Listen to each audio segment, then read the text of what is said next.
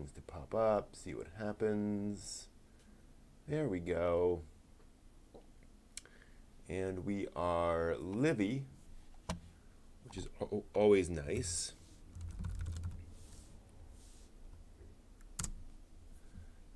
So anyone watching this, hello.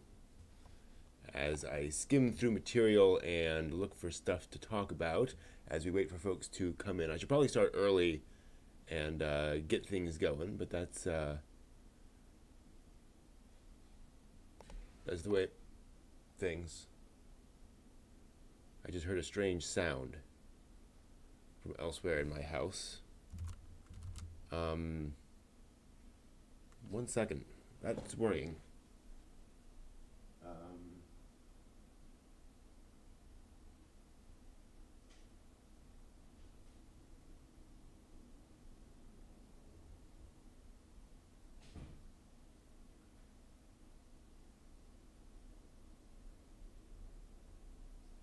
Everything okay in here? Everything's okay in here.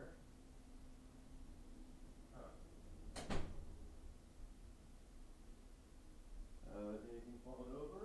No. Okay.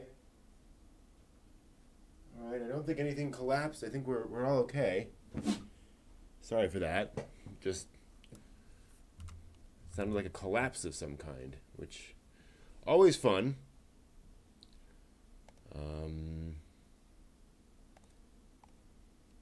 Let's see.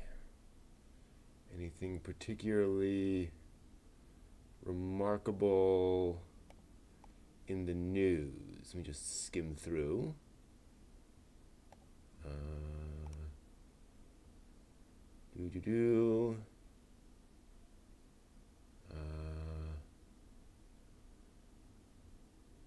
Always little bits here and there. A lot of news items, actually.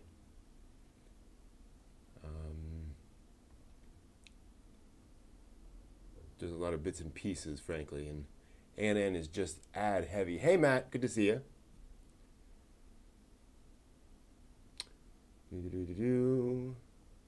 Look at things. In fact, it's running real slowly. That could be is that my mouse getting problematic? Don't know. I'm not sure what we should talk about tonight. I'm totally open for suggestions once I kind of skim through the news.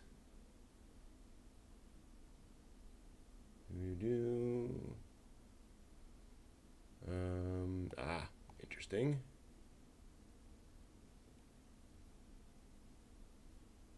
Ooh, a new Takahashi manga. That's exciting. Gonna Mentee debuts at number 4 in Japanese box office. Wow, good for them. I completely missed Mirai at the box office in U.S. theaters. I saw it was there, but kept forgetting to go see it. I feel really bad for about that. But it has been a fairly busy week, so that is unfortunate, but true. Crunchyroll.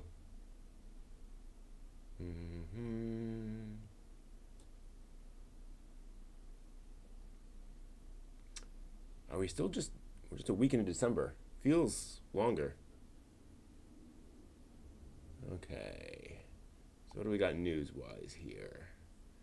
Shonen Jump will offer free chapters of the manga the same day they debut in the Japanese version of the magazine, beginning December 17th. Interesting. So there'll be simultaneous releases, digital releases, English and Japanese. Latest 3 chapters of all ongoing series will be available on Viz Media Shonen Jump website for a limited time. In addition, a new membership plan will offer more than 10,000 manga chapters that Viz previously released in English. Membership is $2 a month. That's tempting. I might try that. Is there a classic anime that had a manga continuation? If so, should we make a full adaptation? If so, what are the risks? A classic anime that had a manga continuation. I'm not aware of any. That's a good question. Certainly there were a few that had like manga spin-offs. I believe there was like a manga of Cowboy Bebop, maybe. No, not Cowboy Bebop. It was manga of trying to remember. But of something or other, and it was but it wasn't really a continuation. I'm trying to think. That's a good question.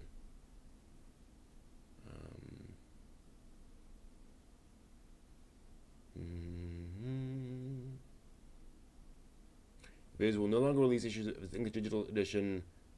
Current subscribers will be transferred to the new subscription. Okay, so Viz had its own version of that, which they're discontinuing. Basically, you want to switch over to the. That's confusing, because Viz is doing the Shonen Jump website. Whatever, very confusing. Still thinking about anime with a manga continuation. Gungrave VR trailer. It's available in Europe. We'll launch in North America December 11th, so that'll be this week. Huh. I may look at that and see how bad it is. Not see how bad it is, but see what it's like. Would it be practical to make a full adaptation of Clash of the Nausicaa, Akira, etc.? Well, I mean, we already have manga editions of those, though. Is that what you're talking about? Are you saying... I'm confused. I thought you meant, is there a classic anime that should have a full manga adaptation continuation?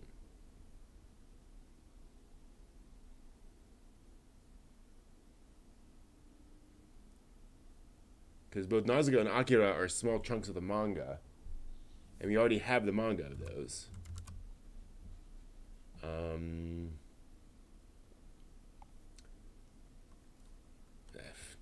There'll be a small OVA for Slime, releasing with a book. That's all we know. Bandai will establish a new wholly owned research institute called the Bandai Namco Research Institute.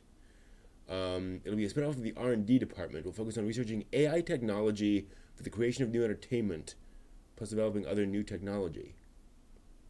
Interesting. Noting that Bandai Namco Rights Marketing is a shareholder in ANN. Interesting.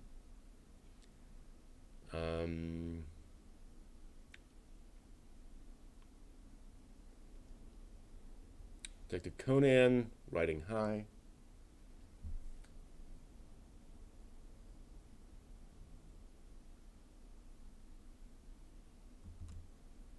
Okay, so you're saying, should we take a classic anime and do a full adaptation?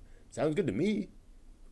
I'd be all for a full anime adaptation of Akira. I mean, it would bankrupt Japan. Hey, Game Escape. Thanks for watching. Glad you could join us. Very jet lagged. Where'd you come from? And where are you in Europe? Not down to the address. I don't need that much, but always curious about that stuff. But yeah, I'd totally be up for a, that full experience for some of that classic stuff. I know there's a lot of Dirty Pair that never got animated, which would be a lot of fun. There's a light adventure series that I feel like we could get a lot more of Dirty Pair. Although I don't know that we could. I mean, I don't know that show would translate to modern times very well. Girls in metal bikinis. And it's just not politically correct anymore. What other classic anime? Crusher Joe. Would be cool to see more of that, because I know there are a bunch more novels of that. Bebop, of course, is original, so who knows. And Trigun, there's tons more. Trigun's one. I'd be very curious to see. There's the one. I'd love to see a full anime adaptation of all of the Trigun manga, because I know it went off in a very different direction from where the anime ended up. Because the anime was made, just a little ways into the manga run, where you hadn't really figured out where the plot was going. You're to Frankfurt. It's a kind of drab town in the middle of nowhere for work. Yeah, I hear that. That's always kind of frustrating when you go somewhere for work and it's exciting. You know, you're in somewhere new, you're experiencing a completely new, culture and environment, and then you're stuck in some, little Radisson out in the middle of nowhere, where it's kind of like hotel, parking lot, frigid wasteland, or whatever.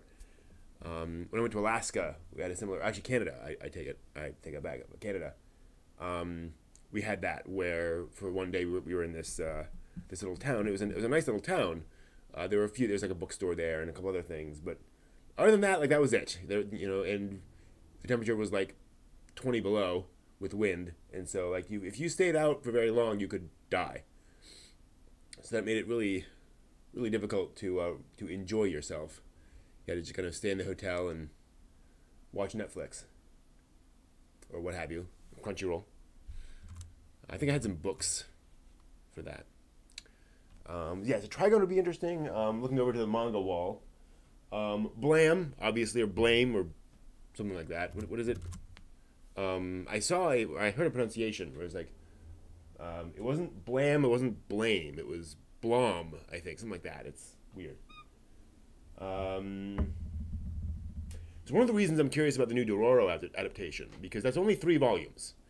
And the original Dororo adaptation in the 50s, or in the 60s rather, was I think like a full 26 episode anime series, and that's would have been much more than those 3 volumes. So I'm curious to see, if this new anime adaptation is more faithful. Gonna travel a bit next week. Cool. I mean, Frankfurt. If nothing else, you got stuff around you to see. It's beautiful Germany. Let's see anything else on the manga wall.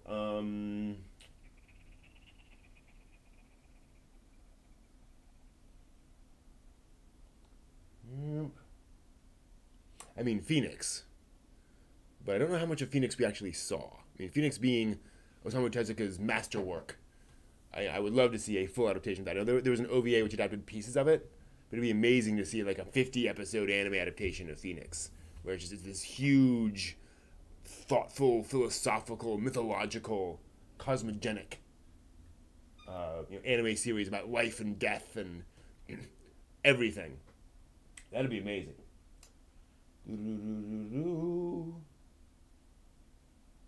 We got a pretty good Kenshin. Can't complain about that. It's a little different, but Kenshin's a good example of where I'd love to see like a straight adaptation of Kenshin to anime, but whatever adaptation you get is not going to be exactly what you want. And what we got was so good. I dislike that word, but we'll bear with it for now. That adaptation was so effective and worked so well that I don't want to go too far off of that. I mean, the thing about Phoenix is that was Tezuka at his most simultaneously unfettered and philosophical, where he was also focused. He was so focused on telling deep, thoughtful, philosophical stories. I mean, with action and adventure and things going on. But he wasn't trying to be commercial with Phoenix. He wasn't trying to keep you engaged until the next chapter came out, as much as with his other work. So, a lot of his bigger themes really come across in Phoenix. It's not as fun as a lot of his other works, and I don't mean that as a value judgment. I mean, there are some works where I enjoy more than Phoenix. And because Phoenix is so wide-ranging, it kind of bounces around a lot. So it's definitely its own unique work. But it is very impressive. It is definitely, one of those things where you're like, wow, this is somebody pouring himself into this medium and tackling really big, difficult topics. But it's not Astro Boy, it's not Dororo. It's a very different kind of story. I like Dororo a lot as an example because it is this. It has this very dark premise, and then it sets it up, and then it follows it through in 3 volumes, and you get this very nice, hero's journey basically through that, and by the end you're done, and it's like it feels satisfying in a way that Phoenix doesn't, because Phoenix is just so much more about the cosmos, right? And so it doesn't tie things up in a neat bow quite as well, which can be a little more frustrating. What else we got?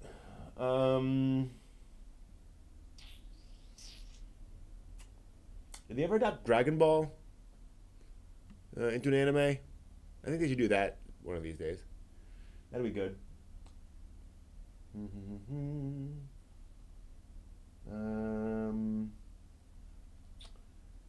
No, there's got to be other anime out there. I mean, it would be interesting to see Ghost in the Shell, the storylines in the manga adapted straight. We've never really seen Ghost in the Shell in a way that's really faithful to the manga. I would like to see that one of these days, just so people could experience that take on Section 9 and Major Kusanagi and all that stuff. There's a lot of material there, definitely, that I think we could do some interesting stuff with. Barefoot Gen. Yeah, Barefoot Gen. That's a big one, because Barefoot Gen is, I think, 12 volumes, and the movie adapts the first 2. And so seeing all that material about how they lived. There's a second movie which adapts, a couple of the further volumes. Really digging into that. Interesting. Do Westerners watch or appreciate anime differently than do Japanese fans? Absolutely they do. There's no question there.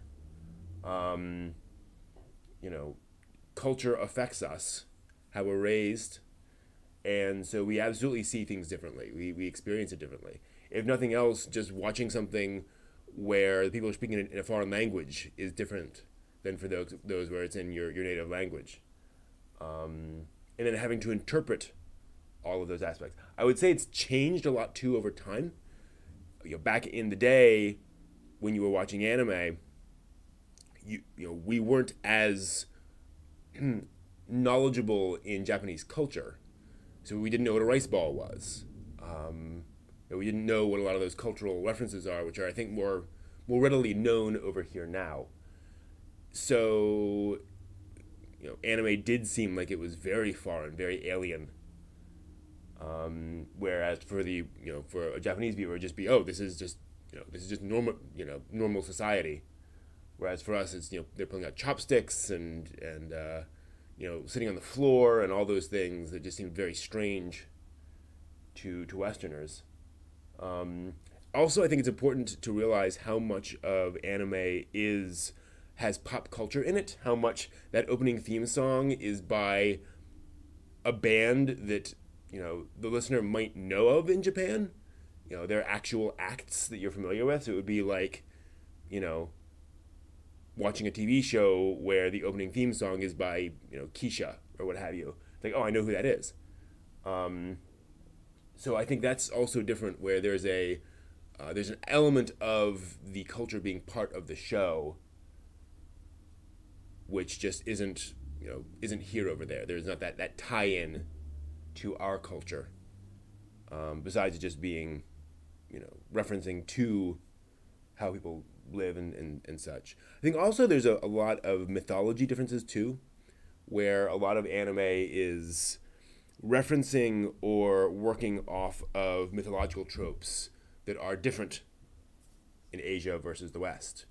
The hero's journey over there is very different than ours. The kinds of issues they struggle with in their stories tend to be very different than ours.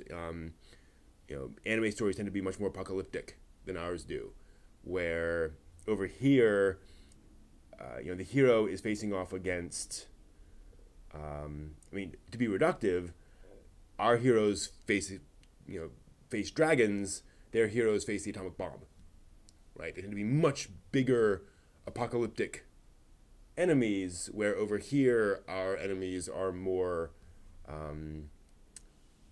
are a little more prosaic in that sense, where, a dragon is dangerous, but it's not going to eat the world, right, or destroy the world. And you get those much, much bigger things over in anime. And obviously we have those big apocalyptic storylines as well. But anime tends to, our pop stories tend to be about that less often. Captain America isn't always saving the world. He's often just doing a random mission. So that tends to be an interesting twist. And then there are other things as well. But yeah, I think, and it's also just in how we experience it, in that sense that it's not on TV over here the way it is over there. In Japan, you turn on the TV at 2 a.m. and there's just anime all over the place. So that's different. Yeah, you're absolutely right, Game Escape. That is one of the main differences. I think one of the differences in fandom is that we seek out that foreignness, that different culture, whereas a Japanese otaku, it's not foreign, so that's not what they're seeking out, obviously. Now, there is certainly a general escapism in anime and manga in terms of the fantasy and science fiction aspects and the slice of life. Wouldn't it be nice to be surrounded by a bunch of cute girls or cute guys? There's certainly that escapism, but you're absolutely right that there's a desire for the other on our side that you don't get in Japanese fandom. It's one of the reasons why Japanese fandom is so different and so interesting. I think one of the reasons why it is, a Japanese otaku isn't the same as an American otaku when you see them and hear about them, because they're obsessing over something that is more prosaic in that sense. It's like someone over here being obsessed with Keurig coffee makers, right? Which is, those are things that are around. It's not that you can't be obsessed by it, but it's not so obvious why one would be obsessed over it. Sense of romanticism, that's interesting. I think I agree. What do you mean by romanticism, though, Saf? It's interesting. I'm thinking of there's certainly a sense in Japanese, in anime of emotion to be higher, less devotion to realism. Quite ironic. I see where you're going with that. Yeah, totally agreed. One of the things I love about anime is how you can have a slice of life story and then suddenly aliens show up and take the hero off into space. Haruhi Suzumiya is a classic example of that, where I watched that having no idea what it was, and so watching the first episode, I was like, okay, this is just going to be a slice of life high school comedy, school life comedy show, and then suddenly here's this girl telling off all of her classmates and inventing this club, and it just veers off into wonderful sci-fi weirdness. And I think that also ties into an important cultural difference, where Japanese stories are more comfortable with taking a left turn into fantasy than Western stories are. We like our rationalism, and there's just this idea that, yeah, you can go out walking in the woods one night and suddenly, you're surrounded by mists and you come across a yokai. That is just something that's been pretty standard in Japanese mythology for a long while, and it was actually in Western mythology for many years. But we've not only moved away from that socially, where we kind of we don't believe those old myths, but we also don't really tell those stories anymore. We have filtered those myths to the ones that are less fantastic in that sense, where if there is a fantastical element, it's more rational, if you will. Again, you think Rapunzel, where she has this ridiculously long hair, but it's still hair, right? You have a witch, but it's witches has magical powers, but we can imagine how magical powers might work in some alchemical way. And we in every society there are myths where just somebody's walking along and a creature appears in front of them, or they take a wrong turn and end up in the world of the dead, or just something fantastical happens out of nowhere. And but we've tended to ignore the ones that we've had in the past, whereas Japanese storytelling has tended to continue telling those stories and keep those alive. You know, the stories of the yokai, of Gegege no Kitaro, Shigeru Mizuki, his stories have kept those alive in the public consciousness.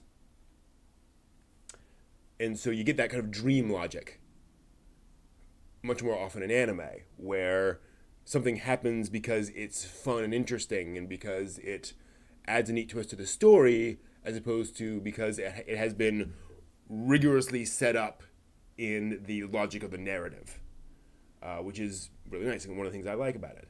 I think one of the reasons I became an anime fan partly through Tenchi Muyo, and that definitely has that kind of dream logic to it, where it's this young man in high school, and then he goes to the shrine, and he's being, or he lives at this shrine, basically. And then he goes into the shrine and finds there's this demon that's there, and the demon actually wakes up. The demons, and a spaceship appears, and it keeps on throwing more and more weirdness at you, which is all has a pattern to it. You know, it's not just complete randomness, but it's not trying. It doesn't start with the world building and give you all the facts and then fit the story into that. It just throws you into the story and then assumes you will understand the facts from how they are explained. And you're absolutely right, Saf. I think, you know, our police dramas have for a long time been you know, very, you know, some of our most popular cultural exports. And you're right, they're very serious, very mundane. Nothing fantastical happens. Nothing weird happens. I mean, you'll get an occasional, you know, unsolved mystery where some aspect of the case is never completely explained, but it's not. You know, somebody cited a spectral dog, right? The very serious, mundane NCIS kind of shows. And again, maybe that's because of that cultural difference. You know, they have that, or those stories have that fantastical element. And so if you're steeped in that, it's kind of nice to have something that's very grounded and realistic and straightforward. So yeah, I think it's very different. So Matt, you were saying earlier how mecha anime like Ideon, Daitan, and Gundam are basically commentaries and Japanese perspectives on war. Yeah, I would argue that most mecha series, if not all mecha series, are commentaries on war. Especially the stuff of the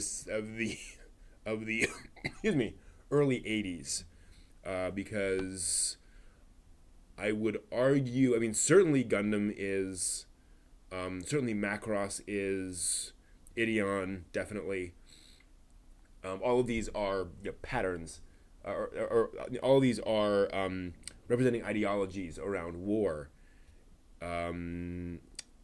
Certainly also Zambot 3 from 78 was one. And so I think, and that probably came partly out of Captain Harlock, which was not so much about war, but about civilization. And it was very much a commentary on how soft modern civilization had become. And, you know, you needed people who were rebels against this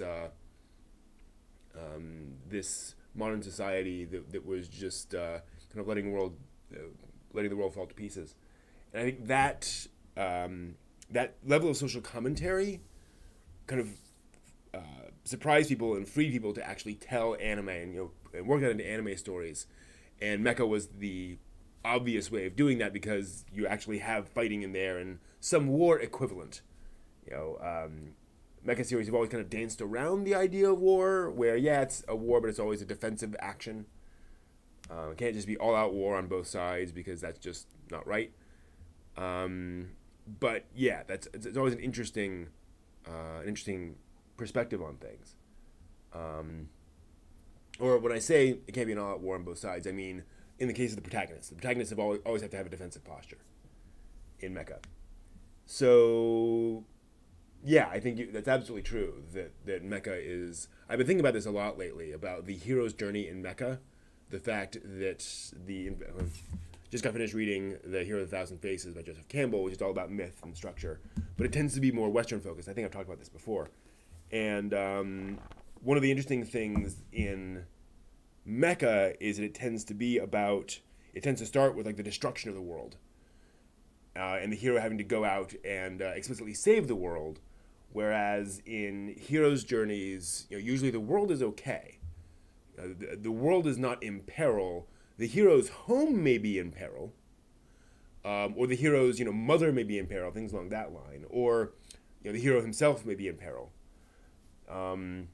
But it's usually less a matter of survival for like the species than it is in mecha. Hey Spin, we're talking about basically how fans in America appreciate anime differently than fans in Japan do. And I'm talking now about mecha series in particular, and how mecha doesn't really follow the typical hero's journey that closely. Just because there's a different mythological underpinning to a lot of those stories. And especially when you have a story that's about war, it's about a specific topic, then the hero's journey doesn't necessarily fit that too well, because the hero's journey tends to be one of self-discovery, one of somebody coming to their realization about the right way to do something, the rightness of behavior, whereas a mecha series is about the folly of war usually, and so you can't really represent that in a TV story with a recurring protagonist. It just doesn't really fit. So it tends to be more about a story about a character who is observing the war and ultimately finds a resolution to the war, but doesn't solve war, right? Doesn't end war as a thing.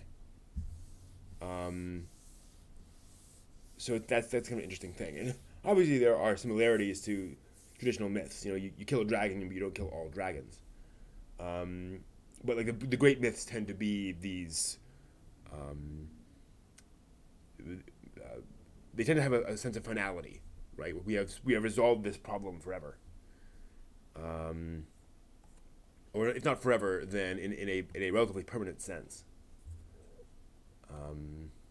Cucullin goes out and defeats these giants, and then those giants are gone completely. Whereas in anime, there's much more often this sense that, okay, we've defeated these villains, but that doesn't mean there aren't other bad guys out there that'll have to fight, next week. That there won't be further adventures for us to go on. So that's just kind of interesting.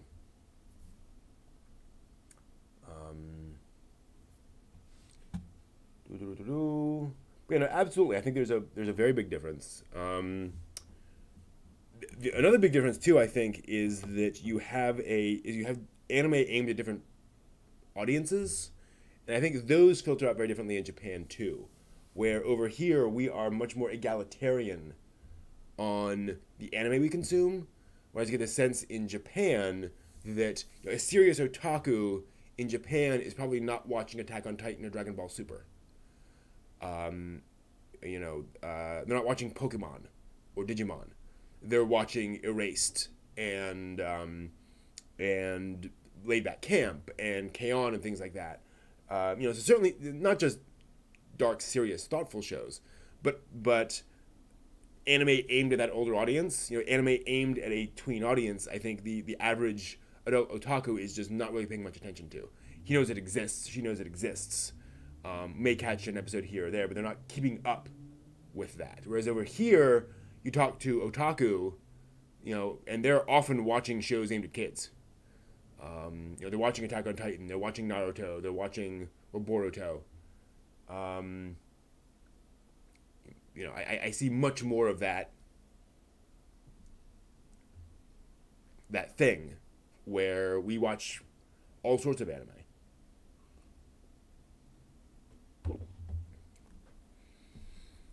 And of course you get weird. I shouldn't say weird. You do get specializations in otaku. Folks. There's certainly otaku in Japan who watch 40-year-old male otaku who watch all of the Magical Girl series. But I think in general, you don't see as much of folks aiming for those kid shows as you do over here. And it's kind of that weird reversal where I think, and I get the sense that maybe this has changed over time, but the hardcore otaku, the serious otaku in Japan, I feel like they still value knowing and being familiar with the harder, more difficult, more complex shows. They may watch the light, fun stuff, but there's this, there's this idea of, oh yeah, we all know what Ideon is. Whereas over here, I think it's kind of reversed, where American fans just do not seek out the more serious, dark stuff in general, which is kind of interesting and different. Yeah, when I go to cons, I see a lot more, costumes for shonen series and those sorts of things than for the stuff aimed more at adults or older, an older audience. Very little in anime is actually aimed at adults, but you know what I'm talking about. So yeah, that's kind of interesting. You get just this different, very different twist on things. That experience is different. So we talked about how it's, you're seeing it in a different language most of the time. You're seeing a different culture in front of you. The fact that we're generally consuming it on, streaming or on media as opposed to on television. And granted, I don't know how many otaku in Japan are actually watching this stuff on live television at 2 a.m. But it's certainly more available. And you have places like Akihabara, and other places in Japan where it's like, you can go places that are just filled with anime and manga stuff. And that just does not exist over here in America at that sort of scale. Anywhere near that sort of scale. So it's just, that's a reality, right?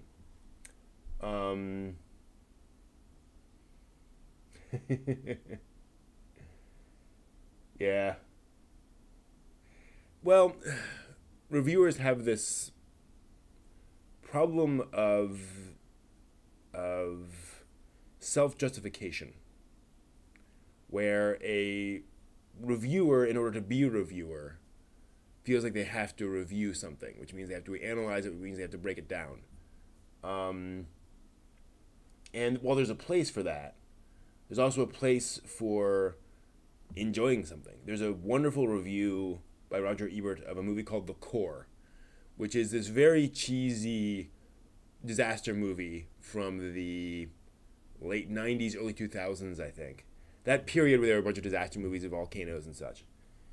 And he wrote in this review, basically, he said, I can't recommend this movie, but I just enjoyed the heck out of it because I have a soft spot for cheesy disaster movies and the Godzillas and things like that.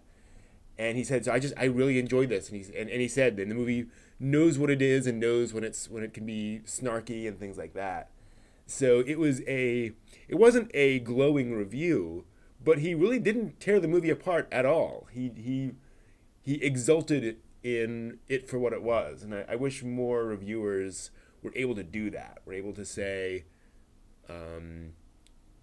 this is what it is. And especially for Eureka 7, which is an anime series, from what I've seen, that is, like we were talking about before, much more mythological. It is much more about a character going through various symbolical trials and a journey towards a certain destination.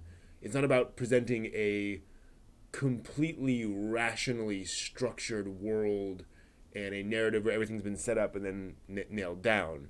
Kawamori really isn't about that a lot of the time.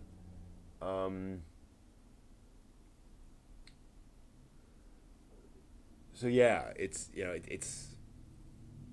not meant to be a thing. And by the way, I was at a panel with Shoji Kawamori, where they went through a clip show of a bunch of his shows, and I would say Eureka 7 had the most applause of all of them.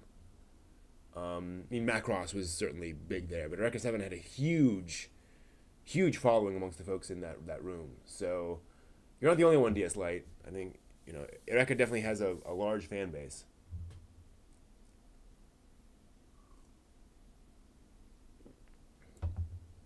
It's another thing that I think is interesting is how often anime is willing to tell symbol-heavy stories, where what's going on with the hero, the situations happening are clearly representative of other things. And it's not necessarily dream logic, and it's not necessarily a a symbol for the real world or what have you. But you can have those sorts of stories where things things can be symbols, things can be references, right?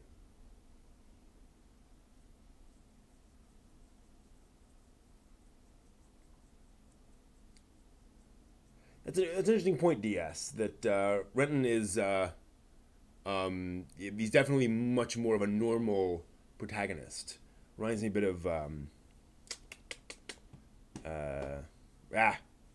the protagonist of Digimon Tamers, where they had this problem actually writing Digimon Tamers Season 3, where he was so normal, the writers didn't really know how to write him because they were so used to having a shonen hero who just fails forward, who's just constantly leaping in where angels fear to tread. And the head writer had to kind of work with them a lot to tell them, it's okay. You can have a hero who is who is more of a normal person, and who has his own personality and his own way of seeing things, his own perspectives, right?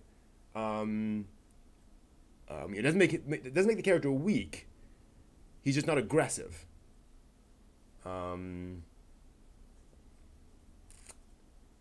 But yeah. Well, Spin, I mean, there are kind of two sides to that. Because I hear you. On the one hand, the hero doesn't need to be complex.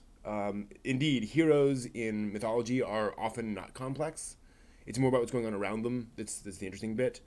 But also, like, I hear you. When the protagonist is thin in terms of personality, that can be a difficult thing for me. I wrote about this a little while ago on Reddit about Evangelion and Shinji, where somebody was like, I don't see the problem people have with Shinji. Shinji is acting very realistically given his personality, and I'm like, that is true, and that is the problem a lot of people have with him, is they don't like that personality, right? And so he is acting very realistically, but that does not mean behaving realistically does not make for a character that you want to watch for hours and hours and hours necessarily. Realism is not the only goal of writing a character. So for those who find Shinji's personality frustrating, they're not complaining about realism. They're complaining about that personality being really annoying to spend time with.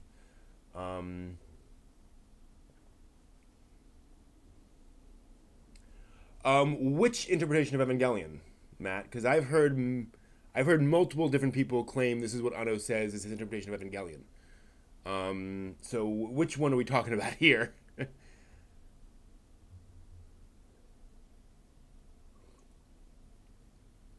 My favorite interpretation is that Evangelion is a dream that Shinji is having.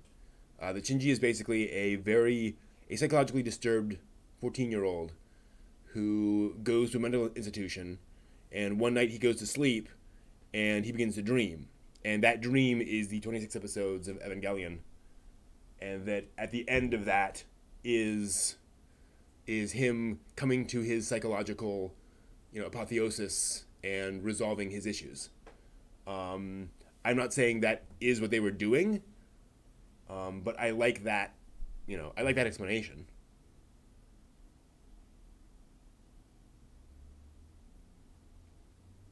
About being meaningless?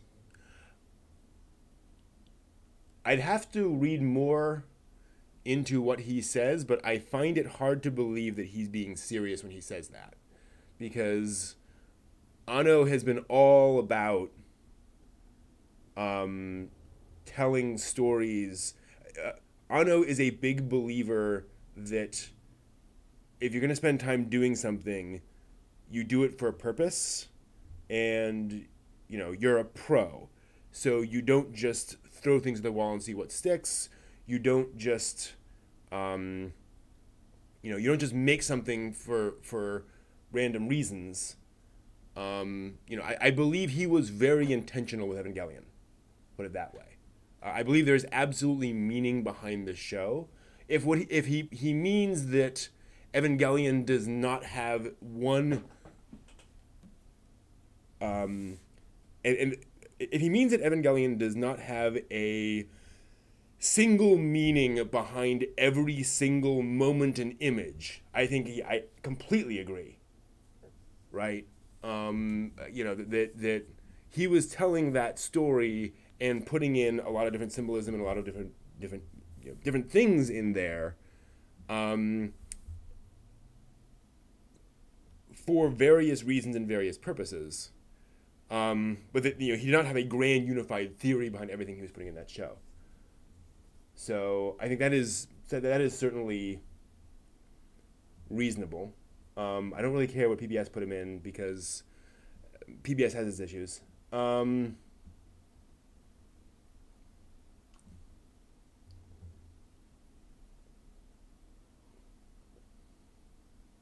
The death of the author argument is, I think, a little, I was going to say puerile. That's overstating it. If you truly believe the death of the author, then authors can just type random letters from now on. Right? Just random letters and words and symbols. And it doesn't matter what they type, because it is whatever you decide it is.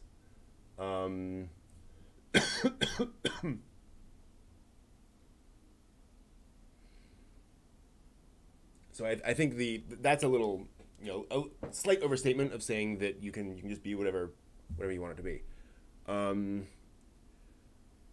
There is absolutely value in recognizing that what an author states, that there can be more in a novel than the author intentionally put there, right?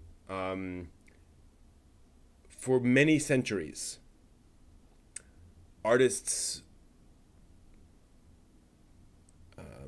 stated that they were inspired by the muse, or a muse, that some creature, some daemon, was sitting on their shoulder, and they were kind of channeling this. And I don't think that they all believed that literally. I believe that that was an important psychological defense mechanism, so that they didn't get freaked out by what they were putting on the page. I believe that what comes out of you can be unexpected. And there can be things that you don't intend to be there. That's totally reasonable. But I don't believe that from there you can jump to, what the author intended has no meaning. Right? Sure, it has meaning. That is, what the author is trying to put in there is a goal, and we can judge and analyze how close they got to that goal and what was going on there in those goals and so forth. So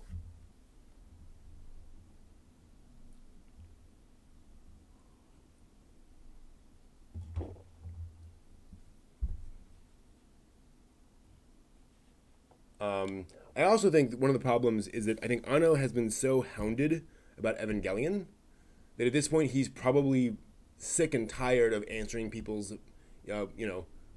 questions about what a certain thing means. So he's kind of throwing his hands up and saying, it's whatever you think it means, I'm, whatever. So that could be more exhaustion than what he actually believes deep down.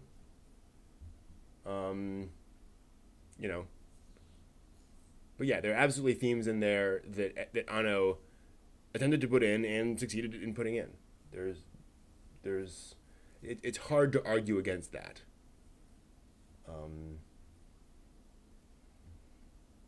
Yeah, and a lot of that DS Lite, talking about characters you find annoying or not annoying, a lot of that too just comes down to one's own upbringing.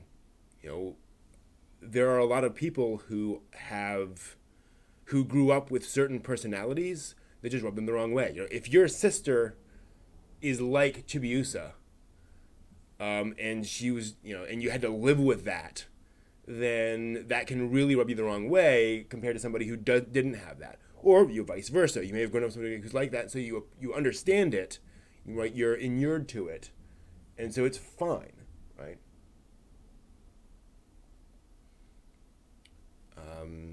So yeah, a lot of just personal experience works into what folks find annoying or not annoying. I think Shinji's a good example of that, where I think for some folks, Shinji strikes too close to home. I think a lot of people don't want to acknowledge that they have a little bit of Shinji in them, and so when they see that externally, they shy away from it.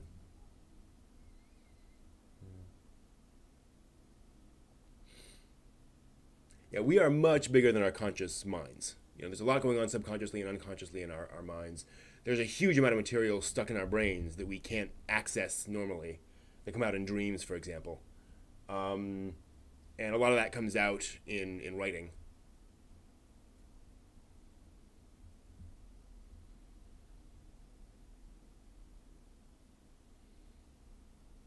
Right, and I don't disagree with you, DS Light.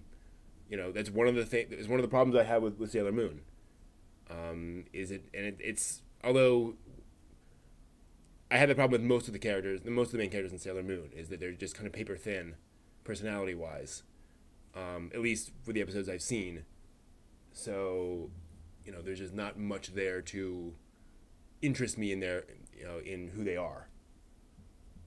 So.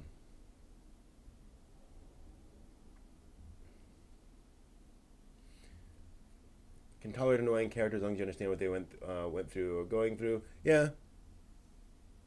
But again, I think, you know, in that case, that character is not annoying, right? Or more accurately, there will be characters who, for you, are literally not annoying, that are annoying for other people, and vice versa. So, I think it's another problem that I find with reviewers is that they have that thing where they find something annoying and thus it is annoying. And it's like, well, that may just be your own peccadillo.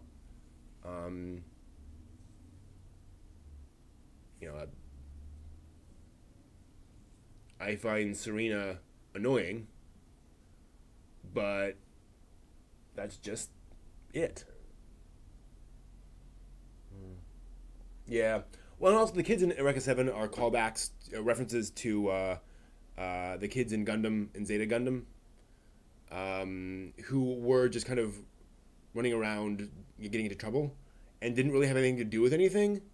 So that's the other weird thing that's the other problem folks have with Eureka 7 is that they see those kids and they're like, what are they even doing here? They have nothing to do with the plot. It's like, well, because it's kind of an in-joke, if you will. And I haven't seen all of Eureka 7, so I don't know where they go with those kids. But when I was watching it was very clear, like, oh, these are the 3 kids from, you know, Mobile Suit Gundam. And so it's kind of a wink, wink, nudge, nudge to the audience. You know, you're not supposed to...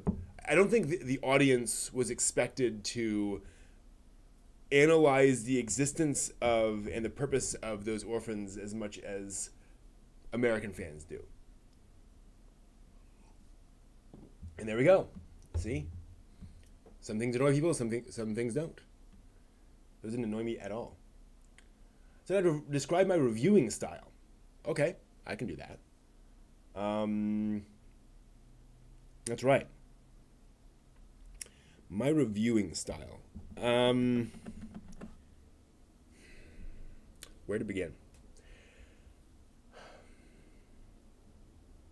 The reason I got started reviewing was because of Anime News Network. And I remember reading their reviews because for a while they were one of the few sites that were, if not comprehensive, they were reviewing a lot of the anime that was coming out. So you could at least, there was a good chance it'd be a review on ANN of a particular thing. And I realized I was skipping the first half of every review. Just automatically, my eyes were glancing down until I reached a certain point.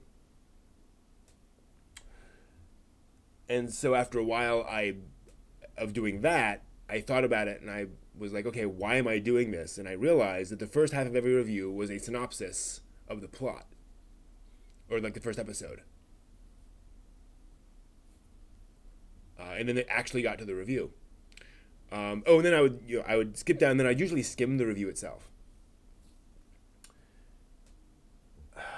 And that's when I really realized that the plot doesn't matter. What happens? I could describe the plot of anything and make it interesting or make it dull. So that just really turned me off. When I started looking at other reviews, I saw how many of them followed that pattern of just, now I'm going to tell you what happens in the first episode, or the first 3 episodes, or the first half hour of the movie, whatever. And it just doesn't matter. So I'm like, okay, half of the content of the reviews I'm watching is pointless. And then the reviews themselves were very subjective. I like this. I didn't like this. This kid was annoying. This kid wasn't annoying. And there was just so little in the way of anything I could latch on to if I wasn't the person, writing it. It wasn't just being more direct to the point. It was that if you tell me that the show begins with a boy leaving his house and bumping into a girl, and then they go to school together, and then at school, they go out onto the tennis court, and then and she seems to have a crush on him, and then they play tennis together for a while. Is that show any good? Is that show interesting? Is it dark? Is it light? I don't know. It doesn't matter. So it was those things that really frustrated me. So that was kind of my first sign, is okay, that's a problem. And then realizing that the reviews were just completely personal opinion. And obviously, every review comes from an individual, and so every review will have some personality to it. Different reviews from different people will be different. But if I tell you, I loved this movie, all you're telling me is that 1 out of 6 billion people liked this thing. Does that mean I'll like it? I have no idea. Right? So that really just got to me after a while. So I thought, okay, what would a good review look like? And I thought, okay, I'll just try the opposite of that, which is you should act more as a curator of media. Not really. I think a reviewer should be a describer of media. If you're reviewing an anime, a work of anime, for example, what's the color palette? What's the animation budget? Is the animation stylized, where the characters are, moving around a lot, and where arms are stretching and things like think Furry Curry, where there's a lot of crazy animation, or is it more restrained, like Grave of the Fireflies, or a typical Miyazaki movie? Furry Curry is a good example where it's not just stylized; it changes styles throughout the course of the work. Whereas something like Cat Soup, for example, is very stylized, but it maintains the same strange style all the way through it, which is abstract and bizarre. So I think that needs to be, describe the thing, explain the thing. What are its actual observable attributes? In other words, you liking it is a fact, but it doesn't really help anyone else who's trying to make that determination of whether they should watch it for themselves, right? So that was one of my realizations. Now, it can be helpful to admit to wild love of something, like in that Ebert review I was talking about before. if you just adore something, it's fine to say that, but I think if you just leave it there, you're doing your audience a disfavor. You need to dive into yourself to figure out why it is pushing all of your buttons, right? What pushes you in that direction? A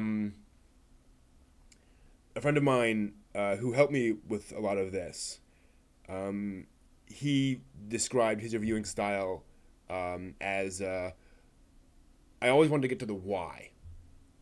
I liked this. Why? I hated this aspect. Why? Don't just say I liked it. Tell me why. And that's really that. And then from there, it was a quick hop, skip, and jump to a little formula where I have a little file which lists out a bunch of different aspects of a given work of anime. What are the circumstances of its creation? Who made it? Why? What was going on at the time? Were they reacting to things? Stuff like that. What is its genre and basic premise? What's the animation like? What's the voice acting like? What's the directing and editing like? Is it worth mentioning the music? Sound effects, special effects, that kind of stuff. What are the characters like? Meaning that,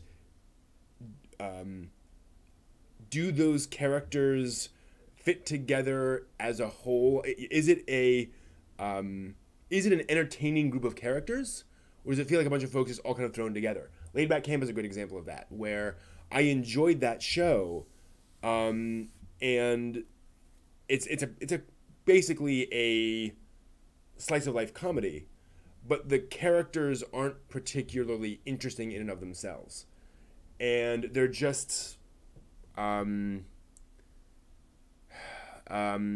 lot of the personalities felt repeated.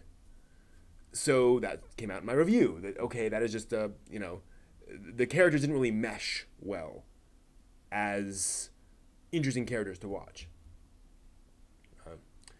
So that's basically how I review things. I'm actually working on a new review structure where the first half of it basically is a spoiler-free review, and the last half is more analysis with spoilers and noticing themes and plot points and so forth that are particularly remarkable.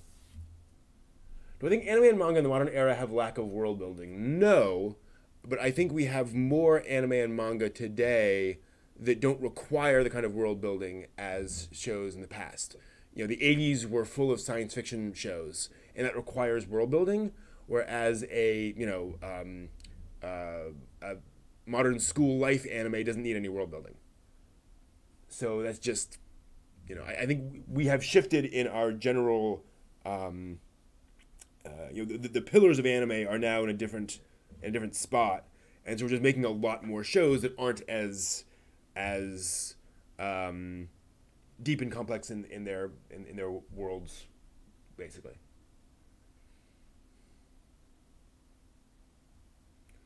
What do you feel about like the art, not the artist? I read that John Kay has gotten into some serious trouble. I still enjoy and laugh at Ren and Stimpy.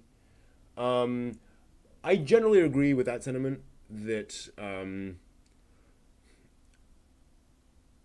there's a spectrum, obviously. There are some, and it also varies from person to person, where there's sometimes somebody can do a thing and it doesn't bother you, but it bothers somebody else. But yeah, I'll put it this way. I think society in general is on a dangerous path when people will only consume media made by people with whom they agree on all fronts, right? We have to agree with that person's politics and that person's views on just everything in the world for you to actually be willing to consume their material. I think that's a really intellectually and socially dangerous path to take, because it basically means, it's stagnation. It is it is the opposite of being open and multicultural and all that kind of good stuff. So that thing there is I'll get to your question in a second, Zendoshi. Um, the so yeah, I mean, there's one card in particular where I found out something that she did for a long time, and it really colored my ability to appreciate her works. And that's just a personal thing for me.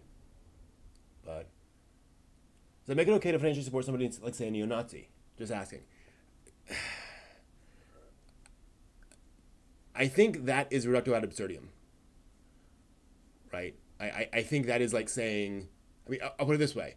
That is like saying, um, would it, were normal German people culpable for Hitler because they stayed in Germany, thus providing him with tax revenue, right? Or further, the French are culpable for Hitler because they allowed him to come to the country and surrendered, right?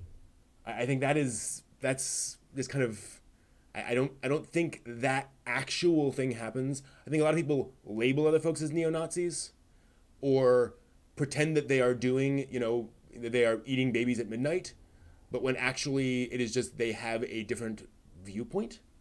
So.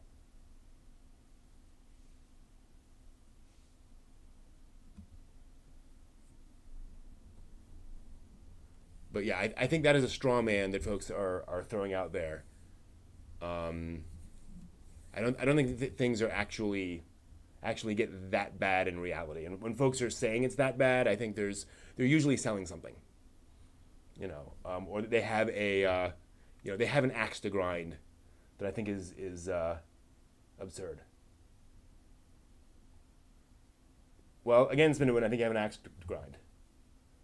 I don't think that is I don't think that is a problem we have to face realistically, in our everyday lives. I think can it happen? Sure. But I'm not really living my life according to that principle. I'm not, um, I'm not watching everyone to make sure they're not a neo-Nazi. I think that's kind of an absurd way to live.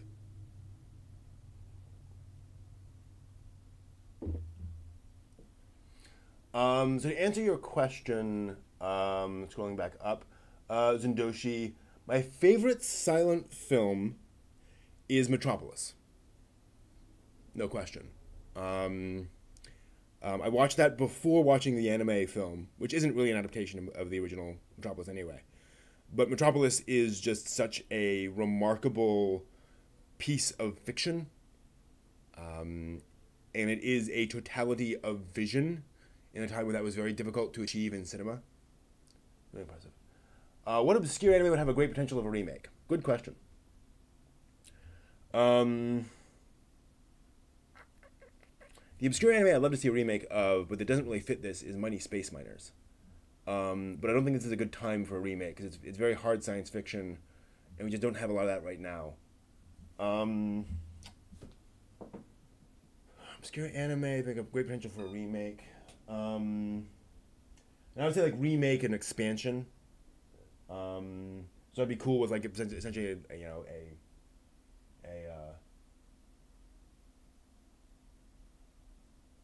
that's not exactly the original work reanimated. Let me think. Obscure anime. I'd probably say Quiet Country Cafe. Because it's just a quiet slice of life story, and we certainly get a lot of that right now. So yeah, I'd say Quiet Country Cafe or Yokohama Karashi Kiko.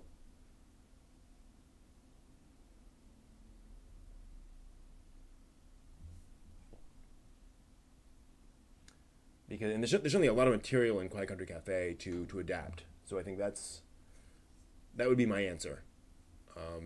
But I also want more people to just watch the original anime because that is such a beautiful piece of work.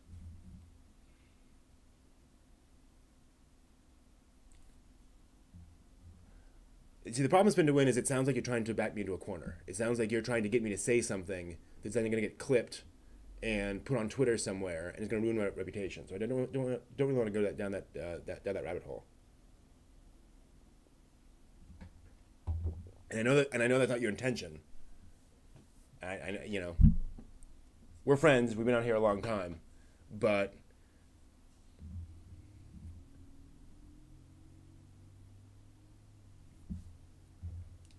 you know, that way lies great danger for anyone in any sort of reasonably public place. It's why Bob Ross never went into those things, right? Because it's like, nope, it's too easy to get crucified because you phrase something in just the wrong way. And even if you're not trying to do that, somebody's going to do it, right? Somebody's going to find that clip and, you know, that's definitely a problem.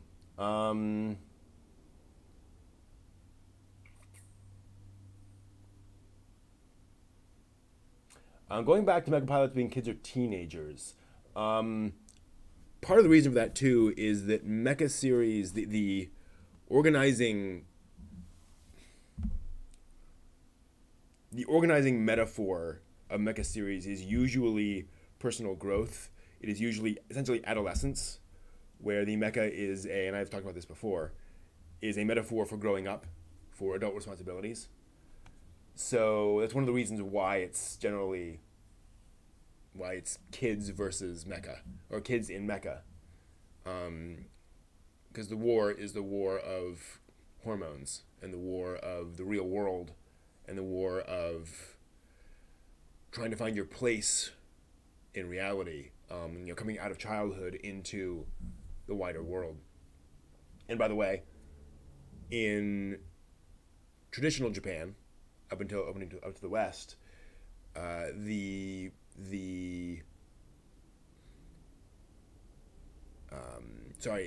age of majority, the point at which a boy was considered a man, was 15 years old.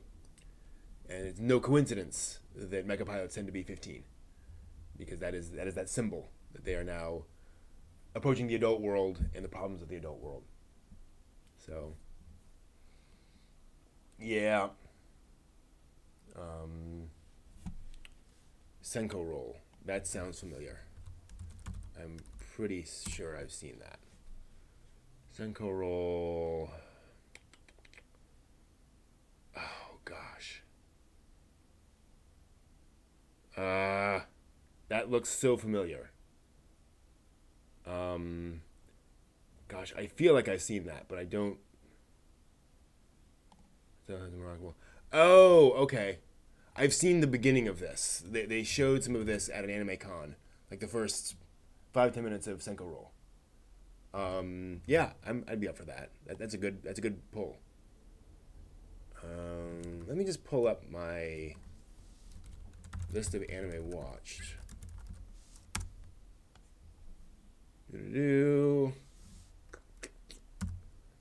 Just kind of skim through 4 titles I think would be interesting that no one talks about now.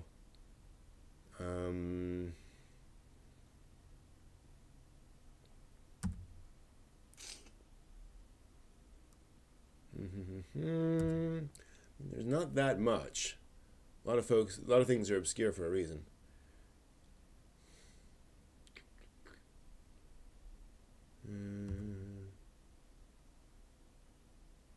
Yeah. A lot of these are pretty well known.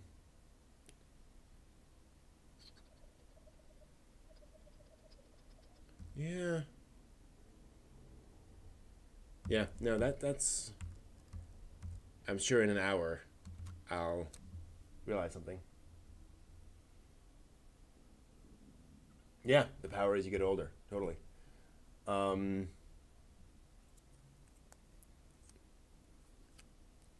yeah, you can definitely read Mecha through that lens of hero's journey in that broader sense. So, by the way, I mentioned having read Here with a Thousand Faces. This is a freaking weird book, but it is worth reading. It is fascinating to get through. By the first half or so, first maybe, so the first 3/5 is about the traditional hero's journey in these, well, it is about the hero's journey. The Beowulf-esque story. The last 2/5 is about more like creation myths and other sort of much bigger myths and stories in folklore and such, and some of the patterns and structures in those. So that's very interesting, a little less practical, I would say. But one of the neat things is how he ties all this stuff into psychology, into why we had these myths in our cultures, the purpose they served for those cultures. It wasn't just, literally here's how, here's what this person did in the distant past. Those were all meant to have important values, not just cultural values, but also to point the way towards, for lack of a better word, spiritual enlightenment, to make people think about much deeper things about the human condition. So really interesting stuff. Definitely worth digging into. But yeah, definitely an interesting book. He has this very over the top way of writing. A lot of purple prose in there. It's basically all purple prose. Trying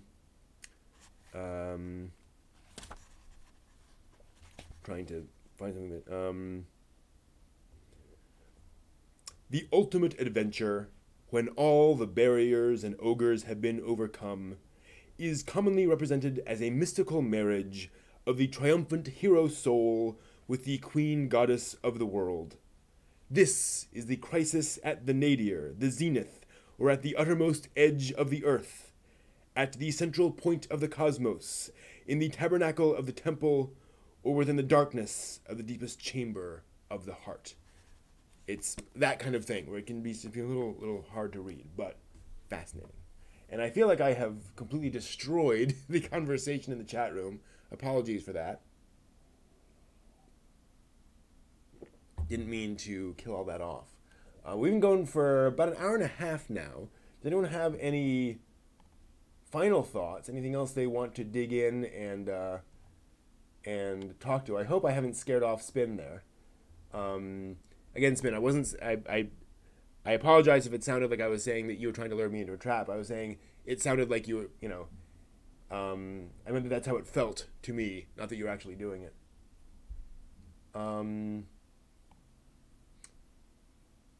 Do you know some Japanese, and if so, would you say that it can be difficult and takes long to learn? Yes, yes, and yes. Chotto Nihongo.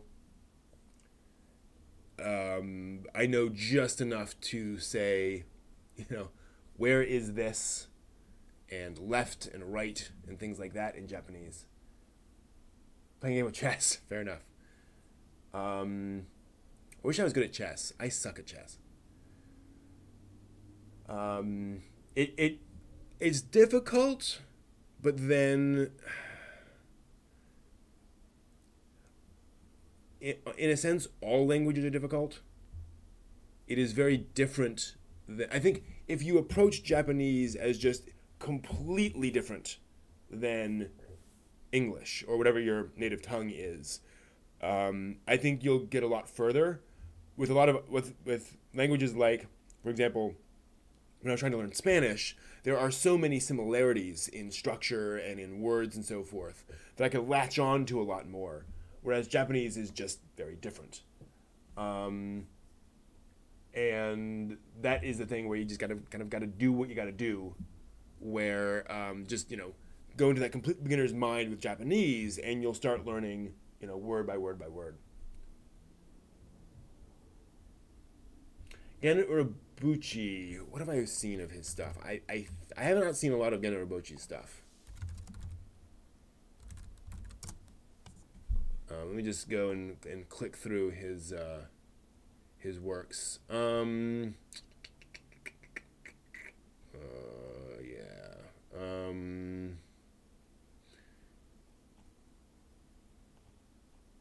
Anime.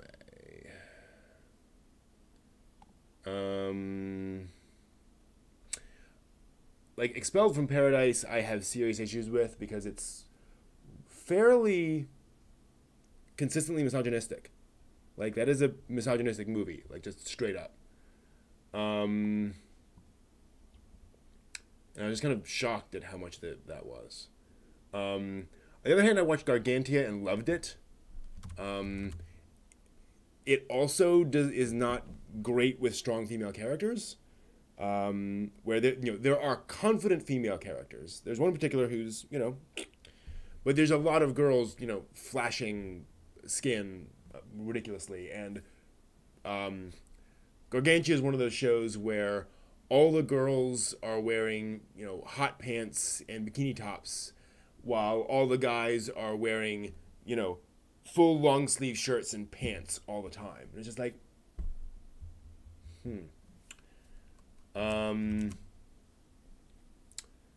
But I really like when I saw Phantom. Saw the first 4 episodes of that. But I don't think I've really seen, other than an episode or two, anything else that he's done. Yeah. I am planning to 4 Days with 8 Lessons. That's cool. Yeah, that's worth digging. Yeah, I have a few different learn to speak Japanese things I picked up from just various yard sales and such, basically. But 1 second. I think I'm bleeding. Nope, good. Little wetness on my leg. It's dry in here, so I keep scratching my leg without realizing it, and then look down and realize, oh, I've been scratching at a blister or something. Yeah, he wrote Madoka. I mean, he was series composition and script on Madoka, which I am planning on watching Madoka as part of the anime club in a couple of weeks. Just dig down and force myself to watch Madoka Magica. Because my gosh, that was a slog when I first started trying to watch that. But yeah, the thing to be aware of with Japanese is because it's so different, a lot of the material you'll find about it is, how to put this, will vary dramatically based on the intent of the company making it. So like you can learn conversational Japanese that's intended more for like business people, conversational Japanese intended more for like tourists who like need to know where the bathroom is, stuff like that. So you can get some oddities in what's focused on in some of these things. So just be aware you'll get those you'll get strange variations depending on what you're getting things from. It's why I generally recommend if folks want to learn Japanese, try to track down a couple of different lessons, a couple of different processes, books on tape, audiobooks rather, actual books, whatever else, websites, and dig into various aspects of it, because you may end up going, one lesson plan may end up going down a rabbit hole that you're just not really particularly useful for you. Polite Japanese. Okay, so yeah, that's probably more aimed at like the intended business person. Dependent on things.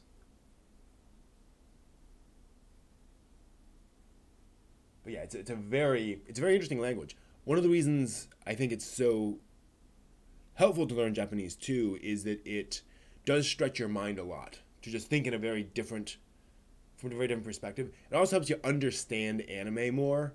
Realizing that there are no gendered pronouns really makes you understand some of those translation oddities. Where you're like, oh wow, this would have been impossible to translate. It's like we have literally no equivalent of this in English, and it just can't come across with it doesn't come across with things. And you get works that are really playing around with the Japanese language, where it's like, oh, this just does not make sense in English. So that's really interesting to think about that, and to think about a language that does not only is structurally different, but actually plays around with those aspects of the language. Yeah, word order is weird. Yes, ohayo gozaimasu. And one of the weird things about that too is that it's it's very dependent on very situationally dependent on when you use, arigato versus arigato gozaimasu. Because I learned those rules and then watched anime that violated them, and I'm like, wait, but the Japanese are doing it in a different way than my lesson told me they would use it. So it's like it's much more subtle. So the anime for tomorrow is, I think, let me look it up. I was gonna say it was Erased. But it might be something else between that. Yep, tomorrow is Erased. Watch the first 4 episodes of Erased. That'll be interesting. Another is gender neutral.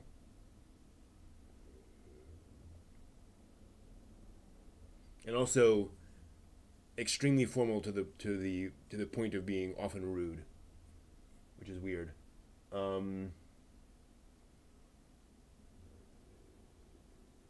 Yeah, I'm very curious. I've had Erased recommended to me a couple of different times, just in different contexts, and just what I've seen of it makes me curious. I like the visuals from what I'm seeing so far, and so I'm willing to give it a shot for a couple episodes. So Expelled from Paradise is all CGI, even the character models. The CGI is definitely high quality and high budget, but it is a little stiff at times. They do an excellent job of making the facial animations feel anime. But it does have that, that slight uncanny valley, if you will, compared to anime, where they're clearly trying to be anime, but it's just not quite there. The plot is very generic once you get past the basic premise, which is kind of interesting. Just the plot is no surprise at all, and it is, the misogyny just really slapped me in the face for the entire thing. So, and again, that's a peccadillo on my for me. So,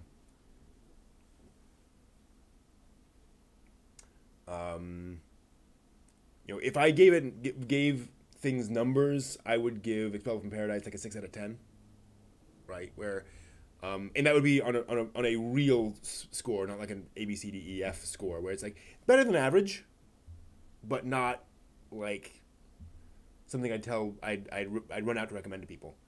But if you can get past those weirdnesses, it is fun. There are explosions. It's expertly made, right? Yeah, exactly. It's one of the weird things about Japanese is it's very contextual. So often you don't need to you have a personal pronoun in there that people will just do there. Yes, I've been trying to collab with other reviewers. In fact, I got an email back from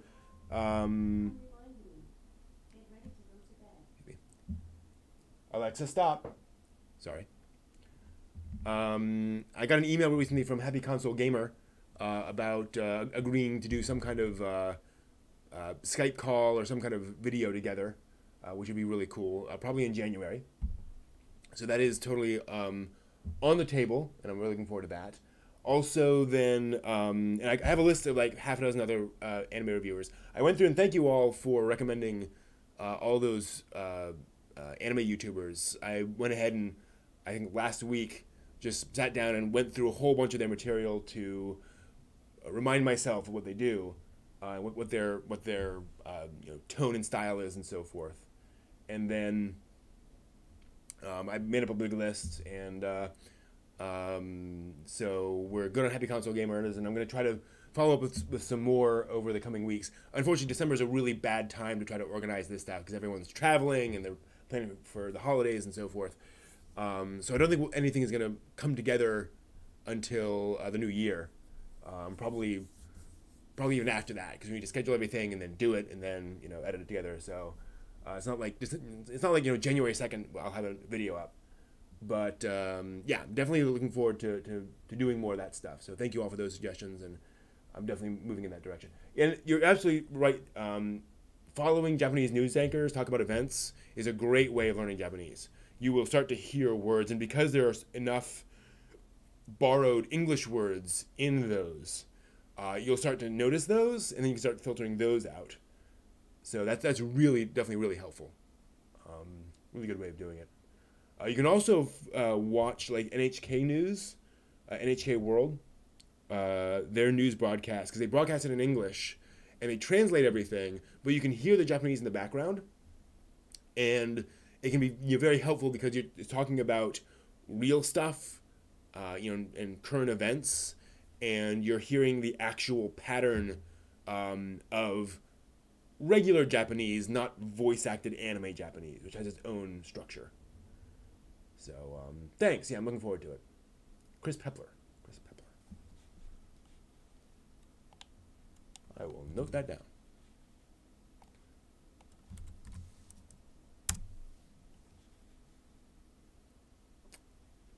Cool. Yeah. Like I said, my goal is to have just more good conversations with interesting people, much like what we're having here, but more with actual vocal words going back and forth on both sides. I have not learned the writing system. That is probably next for me in learning Japanese. I'm actually trying to spend December clearing the decks of a bunch of different projects, and also stabilizing certain projects so that in the new year I can get back into those patterns, so that in January I want to start drawing inward again. I want to start Workshop Wednesday again. Hopefully in the next day or two I will finish the first series, the first season of World Building Wednesday. I have one more video on that, and then I can start planning for season 2. But yeah, I would love to learn the writing system behind one of the writing systems, kanji or hiragana or something. I have a few books about them, actually, right over there. I was just reorganizing some books last night and realized, oh yeah, I have this thing on how to learn the various kanji and such. So that'll be fun. That'll be a good thing. Maybe that'll be an interesting show. I don't know how I would do that. How would I? So I'd be happy to host a YouTube show, live stream like this, where I'm learning Japanese, but that seems like it would be dull. I don't know. Oh, I want to translate song lyrics. That's a good idea. Yeah. Yeah, having a goal is really helpful. Pushes you in a direction. There's certainly things I'd love to I would certainly love to translate things. I'll put it that way. Pretty much everything I'm looking for has been translated at some point, but that'd be a good idea. Learn enough to be able to actually translate something or other. I'm sure I could find something. Although there are certainly times when it seems like everything's been fan translated. But yes, let me think about that. If there's some way for me to do an actual show about learning this stuff. I don't know. Yeah, learning languages are fun. So I've learned enough Japanese to I've survived 10 days in Japan. So it's a tiny little bit, but that was enough to get me over that first hump. Then I started learning Spanish and got a little bit into that. And then that dropped off because I had other things going on. So maybe getting back into Japanese would be a good one.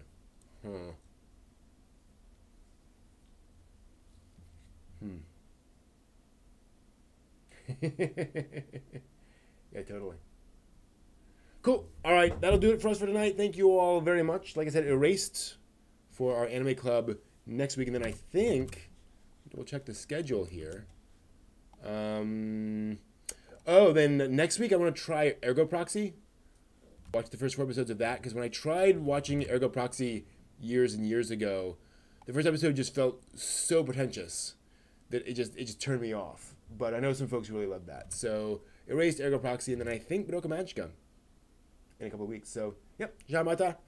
Thank you all very much, and have a great week. See you guys.